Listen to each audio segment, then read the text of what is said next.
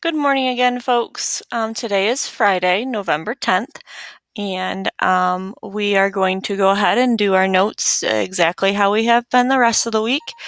Please make sure that you've checked your homework answers from yesterday via the attachment on Classroom, and then we will go ahead and move forward with our notes for today. Now, with our notes for today, we are going to be using Desmos. So please pull up your Desmos. It's just desmos.com. So you can go ahead and enter in the graphs that we're going to be looking at today. Okay, so here is day 3 in lesson 4-1. So let's go ahead and start by talking about domain and range. You first heard about domain and range probably in pre-algebra. If not, definitely in Algebra 1. You should know that the domain is a set of all x's, and the range is a set of all y's. Okay, pretty self-explanatory.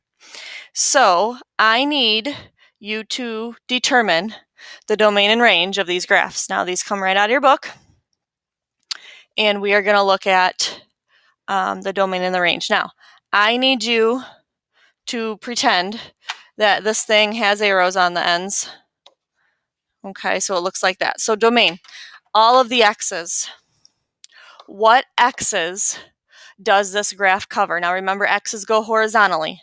So if I look at this thing horizontally, all the way across, that graph touches every single x that I see there. So your domain would be all real numbers. Let's look at the range. Remember, the range is the y's. We're looking vertically.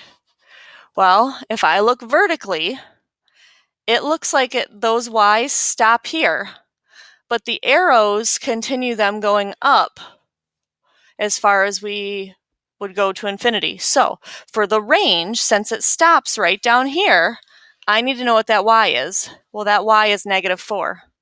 So that means I start at -4, and the y's touch everything greater than -4. So if I'm going to write that in interval notation, it looks like that. Let's take a look at the next one here. Domain, we're talking horizontally. So if I look at this thing horizontally, this arrow takes care of everything going that way. This arrow takes care of everything going this way. But you can see this thing is like an asymptote here. It doesn't look like I'm ever going to touch that. Well, what is that x value? That x value is 0. So basically, it's going to hit everything except for 0 on the domain. Okay, let's look at the ranges now. The range is vertical. So if I look vertically, both of these arrows take care of everything going down. Both of these arrows take care of everything going up. But if you look, I have a gap between these two things right there. And I'm just going to say that this is at -3 and this is at +3. Again, remember, I'm looking at the y's. So there's nothing between -3 and +3. So how do I show that? Using my interval notation, I just show that there's a gap in the y's between -3 and +3. Okay, if I'm looking horizontally, take a look at it. Does it hit everything going horizontal? This takes care of everything to the left, this takes care of everything to the right, and there's no gaps. So this would be all real numbers for the domain. Now the range, we're going to look vertically. Well, this thing looks like it's going to keep going this way and it's never going to hit 0. This thing looks like it's going to do the same thing. So from what I can see, it will never go lower than that, and it will never go higher than that. So basically, everything's between -3 and +3 on the y's. Okay, let's take a look at this one. Domain, horizontally. If I look horizontally, it looks like everything's going to be taken care of. Everything's going to be hit there. If I look vertically at the range, this thing looks like it's never going to touch 0. This thing looks like it's never going to touch 0. And it tops out right there. So it looks like everything is between 0 and 3 on the y axis, but it won't ever touch 0. So I'm going to use a parentheses there on my 0. Okay, so that's looking graphically. I think I've got a couple more here, looking graphically. All right, domain, horizontally. Looks like that's where I stop horizontal. So I'm going to say that's probably 2.5-ish, negative 2.5-ish. So negative 2.5, and these arrows take everything up to positive infinity. Now how about the range? If I look vertically, this thing looks like it's going to keep getting wider as we go. Get wider as we go. Doesn't look like it's going to get wide very fast, but it is. So that would give me all real numbers. Okay, again, folks, this is just looking at your graph and seeing what it's doing. Now over here, if I look at the domain, that'd be horizontal. Well, this arrow is going to keep going this way. This arrow is going to keep going this way, which looks like 2 is as far as I go there. So it looks like I go all the way down to negative infinity, and I stop at 2 for the domain. How about the range? We're looking vertically now. This is going to go up. This is going to go down. There's no breaks in the middle, so it looks like my range here is going to be all real numbers. Okay, so that is domain and range. Let's go ahead and let's talk about a couple that we're going to actually graph in Desmos. So I'm in your book. I'm on page 411 of 412, 53, and 55. So they give you a whole bunch of different things that you need to find for these problems. Okay, there are a whole bunch of different parts like A through G. Okay, so I do need you to pull up your book so you can see what we're looking at here. So I'll give you a second to do that.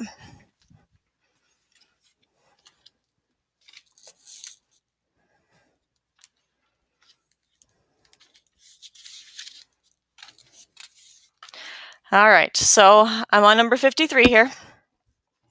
The first thing it says is to graph.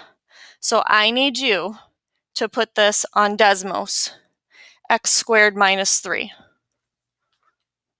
So let's go ahead and pull up Desmos. And I'm going to type in y equals x squared minus 3. So there's my graph.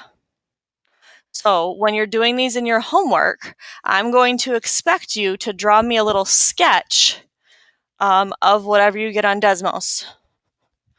So this is letter A. It said to graph. So letter A,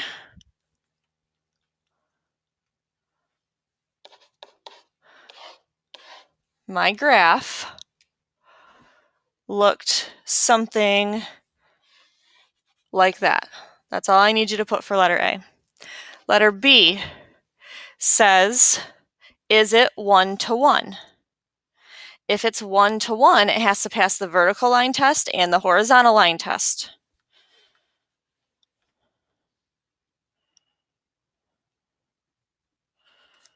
Okay, so letter B, I need you to look back at the problem. If you look back at the problem for number 53, it says this, which means I'm only looking at my x's. Whoops, actually it says less than 0. I'm only looking at my x's that are less than 0. So basically, I only want that portion of my graph. So now when I say, is this a function? Yes, it passes the vertical line test. Is it 1 to 1? Yes, it passes the horizontal line test. So that's a yes. Letter C, write the domain in interval notation. Domain are the x's, so I'm looking horizontally. Horizontally, it goes all the way to negative infinity, and it starts at 0. Basically, it's this thing right here. Letter D, what about the range? The range is vertically. Well, it only goes as low as -3, and then it goes up to infinity for the range. Letter E, it looks like they want the inverse. So I'm going to go ahead and have to find out what the inverse is. Now remember how we do this, folks. We switch the x and the y. And if I take the square root, remember that the y and the x are interchanged here. So in my original function, they gave me this stipulation. So in my new function, if my x and my y's are interchanged, they give me that. Because remember, when I take the square root of both sides, I need to include the plus or the minus. Well, in this case, they're telling me, as this gets interchanged to this, I want the y's to be less than 0, which means I want just the negative part of that. Okay, so this is going to be my inverse. And then letter F says they want you to also graph that on the same coordinate plane. So I'm going to go back to Desmos, and I'm going to type in this inverse function. So I want another one here. This is y equals the negative of the square root. And let's see here. Here's my square root button. And it was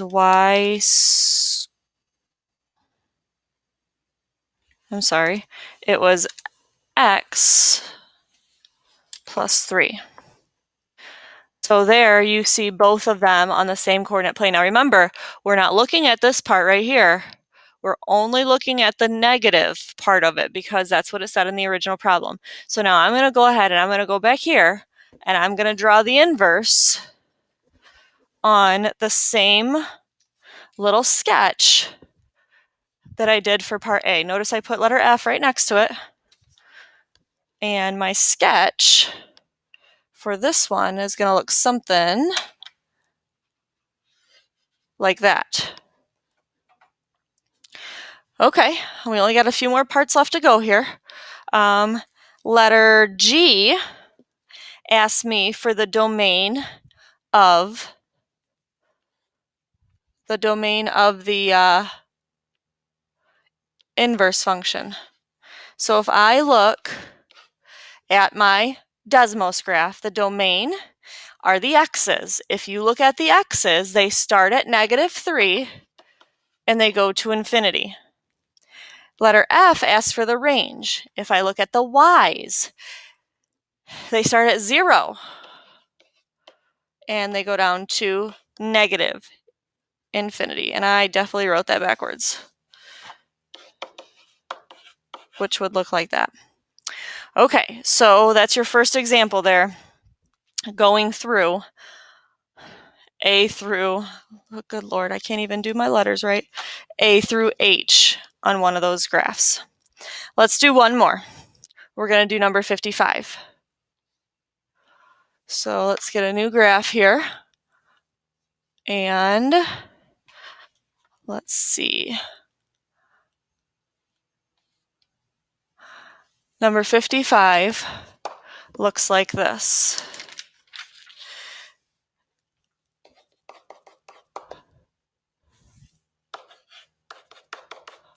Okay, letter A is going to ask me to put this on a graph. Now, please notice they don't have any like x is less than 0 or greater than 0, anything up there. So you're basically just doing exactly what this says here in a Desmos, square root of x plus 1. So let's get rid of this, get rid of this. Y equals the square root of x plus 1. So that's what I need to put on my graph.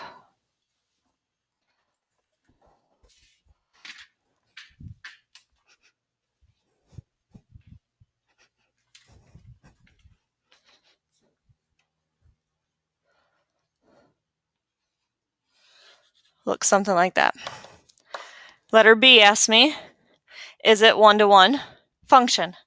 Yes, it passes the vertical line test. Yes, it passes the horizontal line test. So yes, this thing is a one-to-one function. Letter C asks me for the domain. Domain are the x's. This thing starts at -1, goes to infinity. Letter D asks me for the range. This thing starts at 0 and goes to positive infinity. Letter E, I need to find the inverse.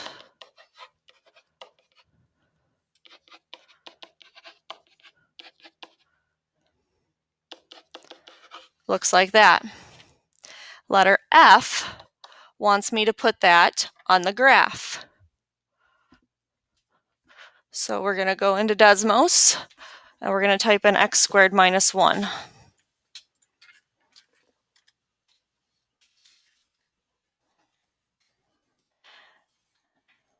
Now, I want you to notice here that this thing looks like a full parabola. But remember, I need only half of it. Okay? In the original problem, we had a square root. And you know that when you have square root functions, unless there's a negative on the outside, when you take the square root, it's positive, unless they indicate to take the negative. So, when I look at this orange graph on here, I am only going to be looking at the positive half of it, because in the original function, the y's can only be positive, because when we take the square root, it's a positive. So if I interchange them, that means the x's can only be positive, which means I don't want any of that. I only have the right-hand side of the graph. So when I go ahead and sketch this up here, it's only going to be this side of the graph. Okay, letter G. Notice in letter F, they tell you that there's going to be that restriction on there. So I guess F and G basically go right there together. So this will be letter H then. In letter H, what's the domain of your inverse? Domain are the x's. Looks like that. And I is the range, that's the y's. Looks like we start at -1 and we go up to infinity.